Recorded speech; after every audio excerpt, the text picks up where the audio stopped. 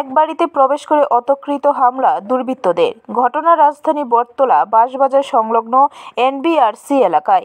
ঘটনার বিবরণে জানা যায়, শুক্রবার রাতে দুর্বৃত্তরা গেট ভেঙে বাড়িতে প্রবেশ করে ব্যাপক ভাঙচুর চালায়। আবির দাসের মার কাছ থেকে জানতে চায় সে কোথায়। তাকে না পেয়ে আরও রণরূপ ধারণ করে আবিরের নাম ধরে প্রাণনাশের হুমকি পর্যন্ত দিয়েছে।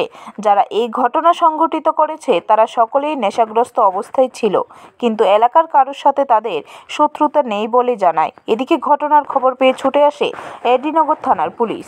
তোমরা শুনলাম, যা শুনলেন তাই। তারপরে একজন ফুলাফান আইসা এসে ভাঙচুর করছিল, দাদারে মারতে চাইছিল, দাদারে পাইছে না।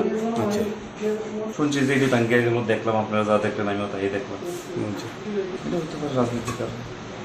মানে কারে মানে মারধর মানে কি কার উপরে আক্রমণ করতে হয়েছে নাকি? আবির দাসের উপর। কি মনে হইতেছে কি কারণ? রাজনীতি আর কিছু। ব্যুরো রিপোর্ট, খবর ত্রিপুরা।